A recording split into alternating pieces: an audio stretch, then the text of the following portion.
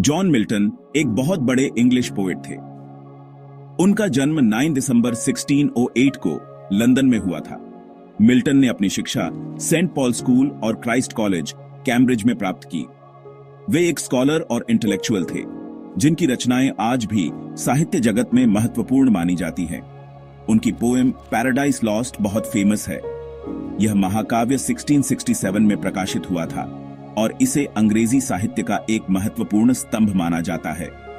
Paradise lost में Milton ने अपने समय की धार्मिक और राजनीतिक उथल पुथल को भी दर्शाया है। ये पोएम गॉड, हेवन, हेल और ह्यूमंस के बारे में डीप बातें करती है। इसमें मिल्टन ने स्वर्ग और नर्क के बीच की लड़ाई को बहुत ही प्रभावशाली तरीके से प्रस्तुत किया है। यह कविता न केवल धार्मिक दृष्टिकोण से महत्वपूर्ण है, बल्कि यह मानवता के गहरे प्रश्नों को भी उठाती है। इसमें एडम और ईव की स्टोरी है, जिन्होंने गॉड की बात नहीं मानी थी। यह कहानी बाइबल के पहले मानवों की है, जिन्होंने ईश्वर के आदेश का उल्लंघन किया और इसके परिणाम स्वरूप उन्हें स्वर्ग से निष्कासित कर दिया गया। मिल्टन की यह पोएम इंसानों के नेचर, अच्छे बुरे की फाइट और गॉड की ग्रेटनेस दिखाती है। यह कविता हमें यह सिखाती है कि कैसे मानव स्वभाव में अच्छाई और बुराई के बीच संघर्ष होता है और ईश्वर की महानता हमेशा सर्वोपरि होती है। यह थोड़ी टफ है, लेकिन बहुत इंस्पायरिंग भी है। पैराडाइज लॉस्ट को पढ़ना एक चुनौतीपूर्ण अनुभव हो सकता है, लेकिन यह हमें गहरे विचारों और प्रेरणाओं से भर देता है। मिल्टन की भाषा और शैली अद्वितीय है, जो पाठकों को सोचने पर मजबूर कर देती है। पैराडाइज लॉस्ट में हम सेटन के गिरने, एडम और ईव के बहकावे और उनके ईडन गार्डन से निकाले जाने की कहानी पलटते हैं। यह कहानी हमें यह भी दिखाती है कि कैसे शैतान ने आदम और हव्वा को बहकाया और उन्हें पाप की ओर धकेला। यह कहानी हमें वार्निंग देती है कि नॉलेज का लालच और ईगो कैसे बर्बादी ला सकते हैं। मिल्टन ने इस कविता के माध्यम से यह संदेश दिया है कि ज्ञान और अहंकार का दुरुपयोग विनाशकारी हो सकता है, लेकिन इसमें होप का मैसेज भी है, जो गॉड के लव और काइंडनेस में छुपा है। पैराडाइज लॉस्ट हमें यह भी सिखाती है कि ईश्वर की दया और प्रेम में हमेशा आशा होती है, चाहे परिस्थितियां कितनी भी कठिन क्यों न हो। यह कविता हमें यह विश्वास दिलाती है कि ईश्वर की कृपा से हम अपने पापों से मुक्ति पा सकते हैं और एक नई शुरुआत कर सकते हैं। पोएम की शुरुआत हेवन में होती है, जहां सेटन अपने दोस्त एंजल्स के साथ गॉड के खिलाफ लड़ाई करने के बाद पकड़ा गया है। यह लड़ाई स्वर्ग के शांति और पवित्रता को भंग करने वाली थी। सेटन और उसके साथी एंजल्स ने स्वर्ग के नियमों का उल्लंघन किया और गॉड के आदेशों का पालन नहीं किया। इस विद्रोह के कारण स्वर्ग में एक बड़ा संघर्ष हुआ, जिसमें अंततः सेटन और उसके साथी एंजल्स को हार का सामना करना पड़ा। सेटन को हेवन से निकाल दिया जाता है और उसे हेल भेज दिया जाता है। स्वर्ग से निष्कासन का यह दृश्य बहुत ही भयानक और दर्दनाक था। सेटन को आग के गड्ढे में फेंक दिया गया, जहां उसे अनंत काल तक पीड़ा सहनी थी। यह सजा उसके विद्रोह और स्वर्ग की शांति को भंग करने के लिए दी गई थी। हेल में सेटन अपने साथी एंजल्स से मिलता है, जो अब डीमंस बन गए हैं। ये सभी एंजल्स जो कभी स्वर्ग में रहते थे, अब अंधकार और आग के बीच रहने को मजबूर थे। वे सभी अपने नए रूप में, डीमंस के रूप में, एक नई योजना बनाने के लिए एकत्रित हुए। सेटन बदला लेना चाहता है।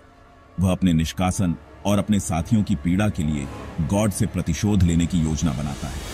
उसकी आंखों में एक दृढ़ निश्चय और क्रोध की ज्वाला जल रही है। वह अपने साथियों के साथ मिलकर एक नई योजना बनाता है, जिससे वह गॉड को चोट पहुंचा सके। वो गॉड से बदला लेने की सोचता है। उसकी योजना बहुत ही चालाक और खतरनाक है। वह जानता है कि सीधे गॉड से लड़ना संभव नहीं है, इसलिए वह एक और तरीका ढूंढता है। वह सोचता है कि अगर वह गॉड की सबसे प्यारी क्रिएशन इंसान को बहका सके, तो वह गॉड को सबसे ज्यादा चोट पहुंचा सकता है। उसका गोल है गॉड की सबसे प्यारी क्रिएशन इंसान को बहकाना और उन्हें भी अपने जैसा बुरा बनाना। वह इंसानों को गलत रास्ते पर ले जाने की योजना बनाता है, ताकि वे भी उसकी तरह विद्रोही और पापी बन जाएं। वह दूर से इंसानों को देखता है और उनकी कमजोरियों का अध्ययन करता है। सेटन जानता है कि अगर वो इंसानों को गलत रास्ते पर ले जा सकता है, तो वो गॉड को हर्ट कर सकता है। उसकी योजना बहुत ही खतरनाक और चालाक है। वह इंसानों को बहकाने के लिए विभिन्न तरीकों का उपयोग करता है, जैसे कि झूठ, धोखा और प्रलोभन। उसकी यह योजना बहुत ही खतरनाक और विनाशकारी हो सकती है, लेकिन वह अपने लक्ष्य को पाने के लिए किसी भी हद तक जा सकता है। सेटन इंसानों को बहकाने के लिए स्नेक का रूप ले लेता है। वो एक चालाक और धूर्त प्राणी है जो अपने शिकार को फुसलाने के लिए किसी भी हद तक जा सकता है। उसकी आंखों में एक अजीब सी चमक होती है जो किसी को भी सम्मोहित कर सकती है। वो ईडन गार्डन में जाता है जहां एडम और ईव गॉड के बनाए सबसे पहले ह्यूमंस इनोसेंट जिंदगी जी रहे हैं। ये गार्डन एक स्वर्ग जैसा स्थान है जहां हर तरफ हरियाली और शांति है।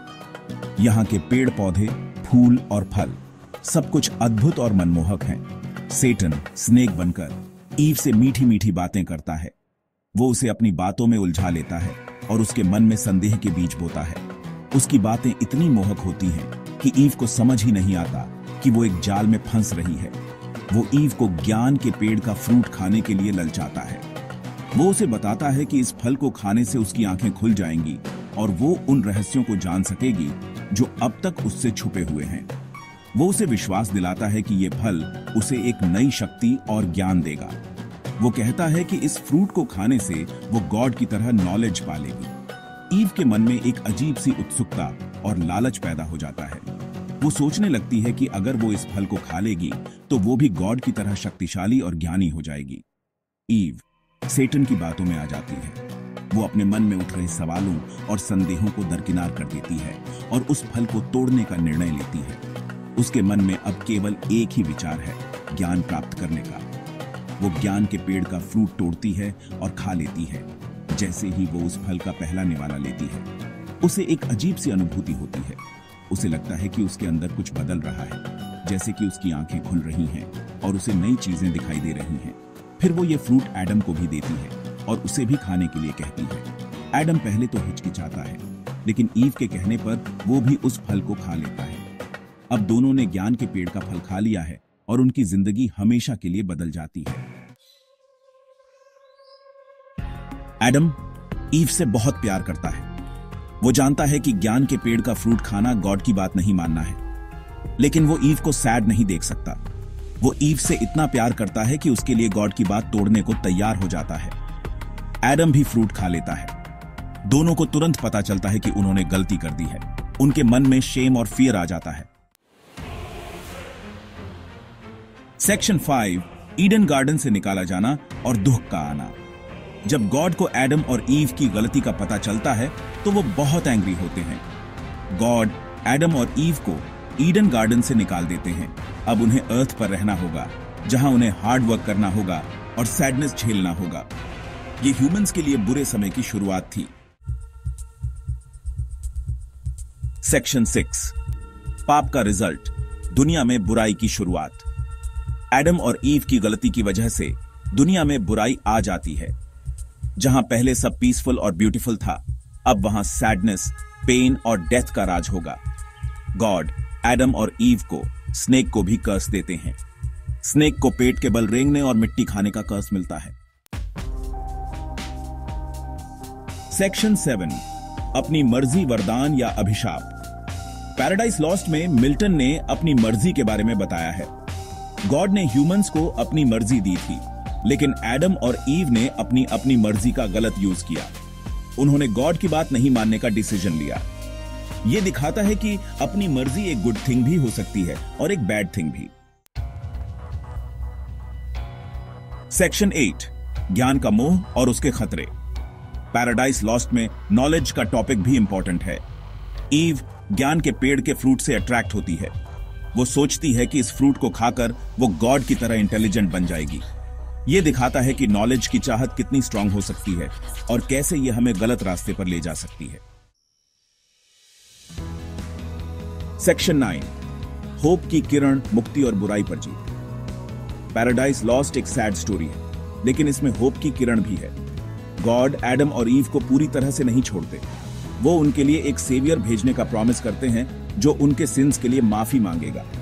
ये सेवियर जीसस क्राइस्ट हैं, जो ह्यूमंस को सिंस से फ्रीडम दिलाने के लिए अर्थ पर आएंगे।